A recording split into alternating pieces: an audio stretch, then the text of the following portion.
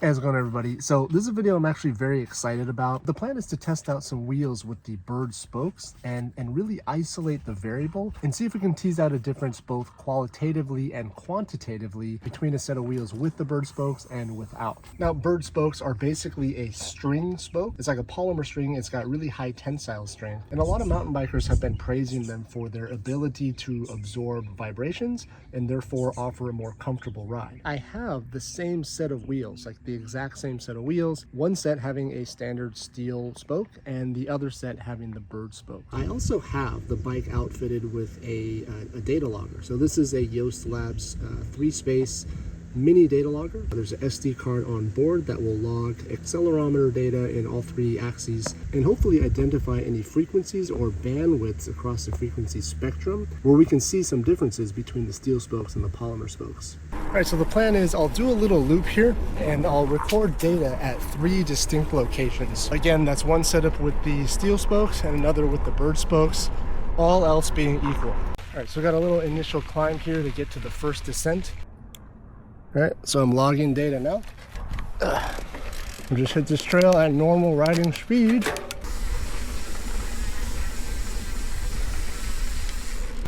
We're gonna ride through this flat section as well. And again, this is just to get kind of a baseline. I don't expect there to be much of a difference on this flat trail here. All right, so that's the first run. A little bit of a steeper climb to get to the second, but we only need to do it twice today. So you know what? There's a pretty good kind of fast, relatively smooth descent coming up right here. I think I'm gonna use this little run as our fast fire road section.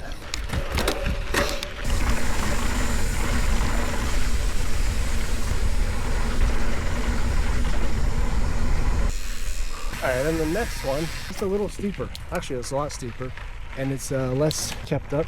So that'll represent our sort of rowdiest trail. All right, let's do this one.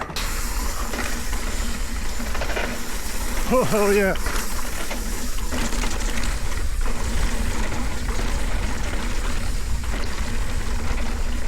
Oh.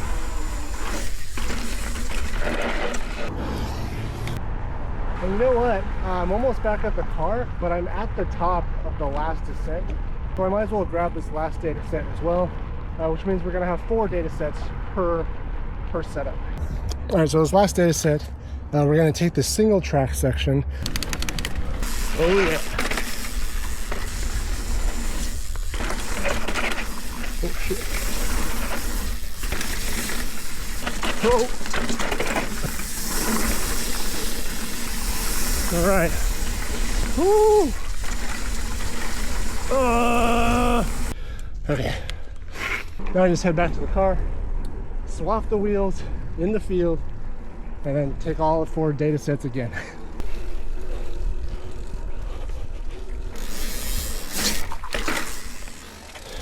Oh man, I just realized for the first half of the video, and I was just recording 360 footage in 4K, which means the first half is not gonna look that great. Sorry about that. If you stuck around this long, the rest of the video should look pretty good. All right, let's see how quickly we can do this.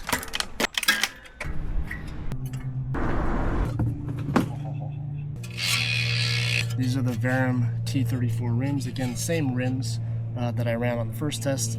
Same hub, it's the Erase hub, but modified to be able to be used with the BERD spoke. So the internals are the same, rim is the same. Again, the only difference is really just these spokes here.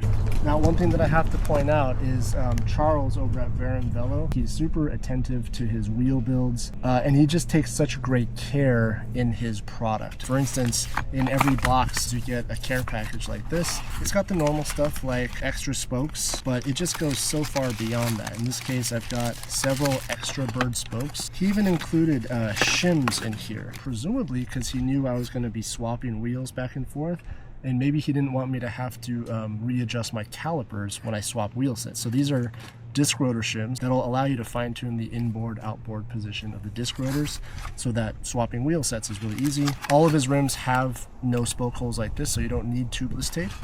which means in order to change a spoke, it's a little bit extra work, but he gives you a kit. So there's like a magnet in here and a section of steel spoke, which will allow you to pretty easily fish a spoke nipple through any hole so that you can, install a spoke at home.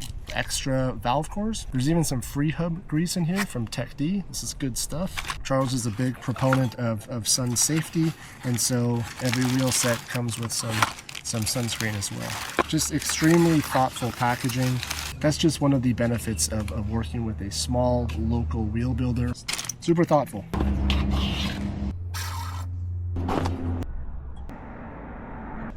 This bad boy should do the trick.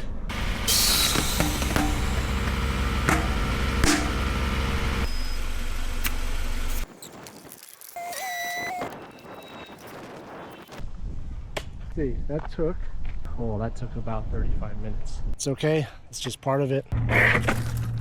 All right, new set of wheels. All right, so we're gonna go ahead, hit the same 4 sections of trail, collect the same data, and then when we get home, we'll chop off the ends, the exact time duration, the line you take, all that stuff.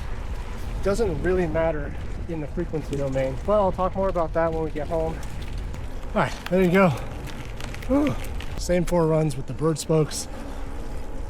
I don't know what I think. Obviously there's no suspension benefits. So if you're buying BERD spokes because you think you're gonna get basically a full suspension bike out of it, that's not what it's for. Again, the spokes are in high tension, so they're not going to be displaced like a telescoping front fork or a shock would. But there was a difference. Man, I really wish I couldn't see which wheel set I was running. I almost want to say that the ride felt a little bit deader in a good way. In other words, it felt like you were kind of thudding over every little bump rather than kind of pinging off of it. But I'm not nearly convinced that my subjective judgment is good enough. So what we're going to do now is go home, load up the data, clean it up a little bit, then we'll don the science hat and do a little bit of analysis. All right, so we're back in the shop here. I've had a chance to transfer over the data and clean it up a little bit, which means it's time to don the science hat. Okay, so just for a quick recap, the accelerometer data logger that I was using can record accelerations in all 3 dimensions. So what that means is for each of the 8 runs that we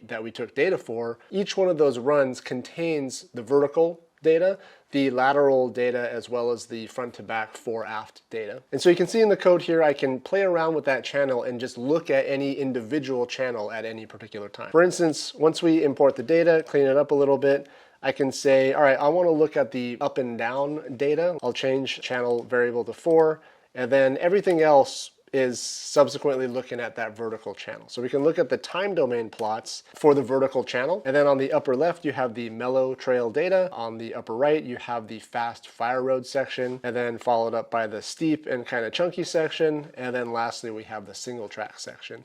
And on each one of these plots, there is the steel spoked version and then the BERD spoked version superimposed right on top of it. Now, like I was kind of alluding to before, in the time domain, you can't really see much. And this is the problem that I have with a lot of the products on the market that claim some kind of vibration reduction. They show like a really clean time domain plot and, one peak is lower than the other. That means, of course, it must absorb more vibrations. In the real world, you're going to get data like this. It just looks like a mess. Now, let's just consider this fast fire road section. If I were to just show you these 2 data sets superimposed, you wouldn't be able to tell which one had more vibrational energy in it just by looking at it. There's just no way. You can see certain things, like if I ever jump, like if my bike ever leaves the ground, technically I'm in a 0G state for the time that I'm in the air. But basically, yeah, aside from things like this, you can't see much in the time domain. So one way we can analyze time domain data like this is to actually look at the RMS value, or the root mean squared value. This is a single scalar value that somewhat attempts to quantify the total amount of energy in a vibrational signal. Now in the frequency domain, you can see a lot more than just the RMS value for each individual run. So if I look at this plot right here, This is the same data, right? So the upper left is still the mellow trail, upper right is still fast fire road section, and then each plot has the steel spoke and the bird spoke data. It's just that we're looking at the data not in the time domain, but in the frequency domain. So if you notice, the x-axis for all of these plots is no longer time. These are frequencies of oscillation. Now, I explained the concept of frequency domain in a video that I'll link in the description, but in short, for vibrational signals, you can think of a vibrational signal as basically a massive sum of many individual pure sine waves. And when you add up all those sine waves at different amplitudes and different frequencies, you get the power spectral density, which is what we're showing here. This is essentially a plot of where the vibrational energy is in the frequency spectrum. So for instance, this is the vertical channel again, and what we're seeing from the runs where there was like a larger amplitude, like the fast fire road up here and the steep chunky sections, in both of these data sets you can see that there's this pretty prominent bandwidth between about 10 and 25 or 30 hertz. That's where the majority of the vibrations come from the trail, as far as the accelerometer was measuring. And then down here at minus 40, minus 50 dB, this is basically the noise floor. So any action that we're seeing down in these higher frequencies are not really going to correlate to anything that you can feel while riding. Okay, so again, we're on the vertical channel. This is the up and down channel, which is in theory what you think you want is a vertical compliance while you're riding a bike, because that should correlate to a more comfortable ride. What we're seeing here is something that's quite interesting. For the mellow trail and the single track trail, there's basically no difference in RMS value, which means that energetically, the vertical vibrations felt on both of these scenarios, same for the steel spoked wheels and the bird spoked wheels. And then if you look at the steep and chunky section, there is somewhat of a difference. About 6.75% less vibrations felt with the bird spoked wheels. But then if you look at the fast fire road data, there's actually an increase. So the wheels built up with bird spokes actually produced higher accelerations for that run, about 7.5%. So if the vertical channel is the only channel that we are measuring, and I looked at this data, I would essentially come to the conclusion that there's kind of a wash, right? Our data here is showing that in some scenarios, the bird spokes help attenuate some vibrations, whereas in other scenarios, it actually amplifies it a little bit. But the weird thing is that in my mind, I know that I felt some kind of difference. And if you watch all the YouTube reviews on the bird spokes, everyone kind of says the same thing, that they could definitely feel something, they just couldn't quite put their finger on it. And so from my past experiences, it's not the vertical channel that we should be looking at. It's actually the lateral channel that I've hypothesized contribute more to a comfortable ride feel than vertical compliance itself. So if we switch channels here, and I change from channel 4, which is the vertical, to the lateral, I change to channel 3, you can see some stuff. Okay, so if you look at the fast fire road section and the single track section, they're kind of a wash. We're looking at less than 1% and barely over 2% difference. And then even on the mellow trail, there's 8% difference. But if you look, and this is why the power spectral density is so important here, you can see that there is some reduction. Now what I'm looking for here is for the red line to be below the blue line in the primary bandwidth of about 10 to 30 hertz. And you can kind of see something. There's like maybe a slight reduction there. But what's interesting is this dip down here. So between about 30 and 50 hertz, there's kind of a substantial bandwidth where the red plot is 4 to 6 decibels lower than the blue plot. Now, again, what I was saying earlier is that by the time you get down to minus 45 dB, you're basically at the noise floor. So this is not something that was generally perceptible to me, at least when I was riding the mellow trail. Both wheels kind of felt the same. It's not really until I hit the steep and chunky section, and that's really where I felt it the most, which is that third run that we did, which is a lot steeper than the other ones, and the trail itself was a lot more rutted out. So a lot of kind of bouncing up and down, pinging left and right. That's the run where I actually felt the biggest difference with the wheels, and the data here kind of corroborates what I was feeling. We're looking at a 16% reduction in vibrational energy measured in the lateral channel with the bird spokes as opposed to the steel spokes. Now, I've been looking at power spectral densities for the better part of a decade. I'm kind of trained to know what to look for. I'm looking here in the primary bandwidth, and I know it's hard to see, but generally speaking, it does kind of appear that the red line is slightly lower than the blue for most of the frequencies in this bandwidth, primarily in the lower frequencies, like between 10 and 20 hertz.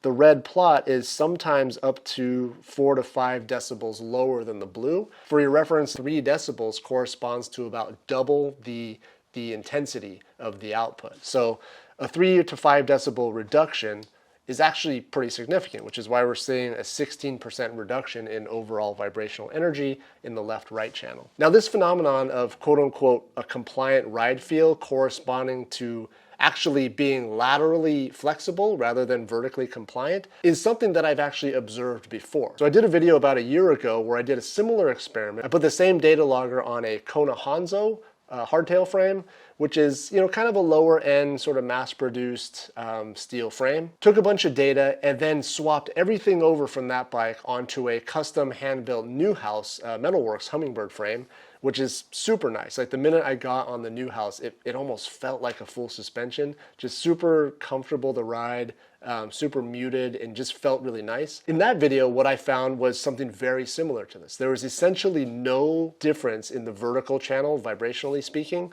but laterally speaking, the Newhouse frame just showed a lot more compliance in the data. And if you just think about it logically for a second, the standard kind of double diamond frame design is designed to be super stiff in the vertical direction. You're really not going to see any flex in the vertical plane, but you can take any bike in your garage and kind of lean it over and push your foot sort of axially through the crank spindle, and you'll definitely feel some flex. So bike frames in general are designed to be vertically stiff. They have to be vertically stiff. And what my results have shown so far is that bikes that tend to be more laterally flexible tend to offer a more compliant ride feel, despite being of comparable stiffness in the vertical channel. So I think that's kind of the same thing we're seeing here with the spokes. If you think about the way a wheel is designed, the spokes are in high tension. A wheel that would be vertically compliant would mean that if you held the rim in place, you could move the axle around in the plane of the wheel, and that's just not something that we generally observe. But again, take any wheel in your garage and kind of like pull the wheel from side to side. Oftentimes, without too much effort, you can actually pull the tire over